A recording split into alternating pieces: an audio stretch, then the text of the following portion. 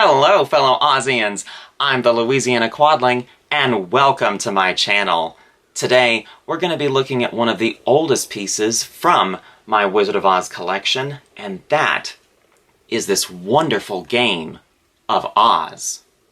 Now, if you are a fan of Oz, just like me, make sure to tap that little red OZ at the bottom of the screen and subscribe for more Oz content.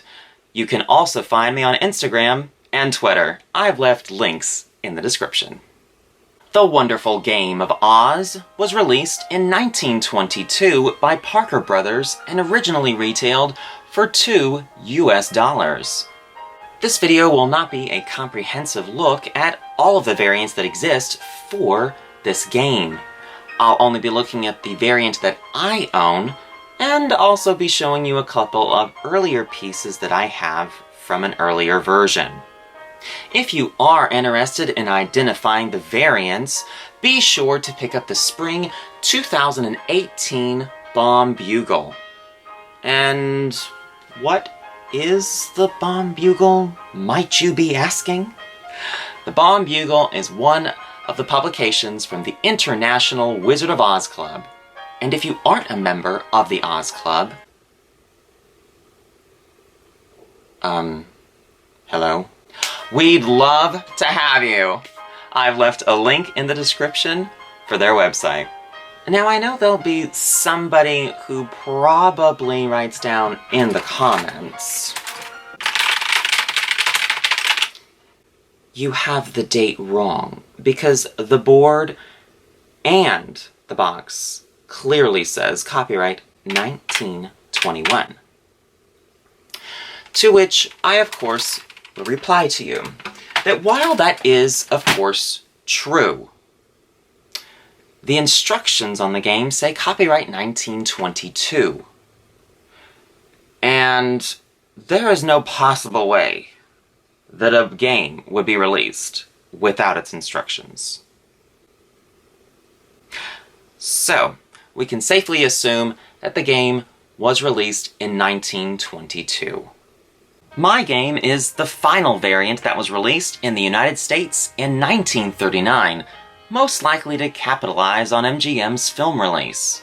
The box art features a John R. Neal-inspired Dorothy and Company. This artwork is very recognizable, and unfortunately, the artist who painted this is not credited. It's fascinating to see artwork that does not feature any of the iconic landscape features that most associate with Oz today, like the Yellow Brick Road, Emerald City, and poppies. Exactly where this is in the Land of Oz is pretty ambiguous. I mean, we've got the fighting trees here from the Quadling country, but then we've also got this castle on the left side, and it's got these yellow highlights, which kind of leads me to believe that it could be the Tin Woodman's castle in the Winkie country. But then the board game also features Galinda's palace with yellow highlights, so maybe this is the Quadling country? Wherever it is in the Land of Oz, it's beautiful artwork. Mine does have some blemishes. You can see someone in the past has written and filled in these letters with a pen, and honestly, it doesn't bother me because the condition of the box is just so crazy good that I don't care. My box lid is a bluish purple color. I'm hoping that that pops up on the camera. The flaps go completely over the inner box. Removing the lid reveals the inner box, which is white. Other variants include different colors. Our contents include the board game. We'll get to that a little later. And underneath are the game pieces, the Wizard Cubes and Shaking Cup. The board included with my game is a little strange in that when you fold it up, the board printing is on the outside. This is not a misprint, as you might guess. This is actually the way that the board was originally issued out. So if you have this variant of the board game, make sure that you're taking extra care of it as this printing could easily get damaged the way that this board was printed. The board artwork, however, is quite striking and features more John R. Neal and even W.W. Denslow-inspired characters and locations from the first 13 Oz books. This is definitely a Where's Waldo in Oz for book fans. The players start here on Dorothy and travel through the Land of Oz, eventually getting to the Emerald City. The game pieces in this 1939 version included these 4 wooden playing pieces in red, yellow, green, and blue. The first version of the game featured pewter playing pieces of Dorothy, Scarecrow, Tin Woodman, and Lion. And I actually have those to show you!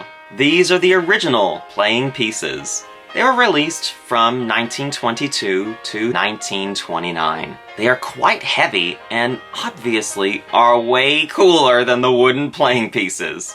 I mean, is there even a comparison?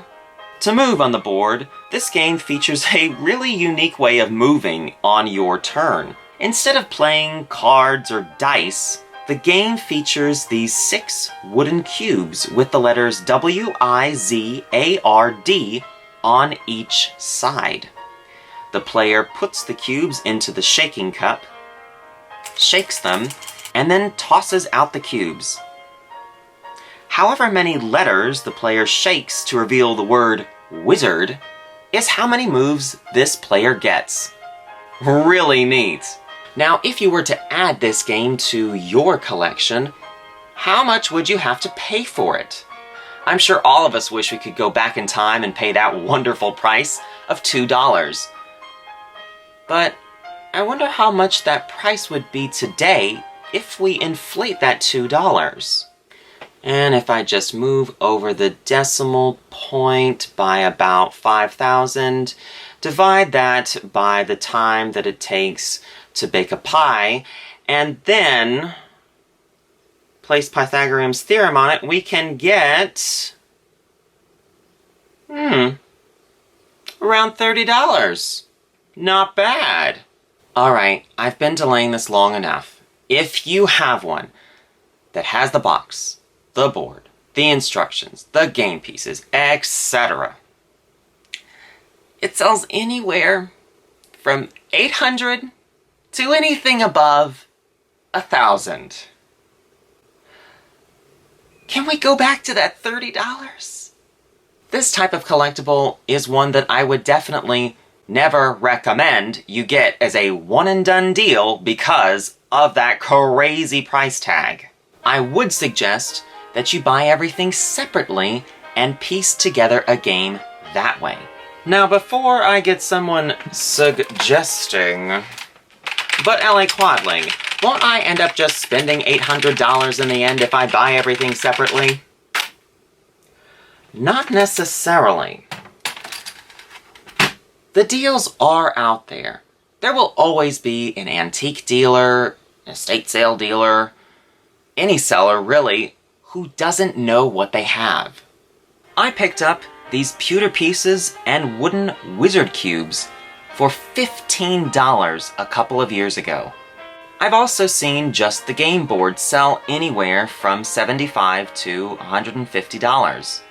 So believe me, the deals are out there. You just have to be patient. What Wizard of Oz games do you have in your collection? Comment down below. And if you liked that video, please give it a thumbs up, comment down below, and subscribe. New videos are released every 2 weeks on the 15th and last day of each month. And if that doesn't satisfy your appetite for Oz, follow the link in the description to ozclub.org and join the International Wizard of Oz Club. Until next time, bye y'all.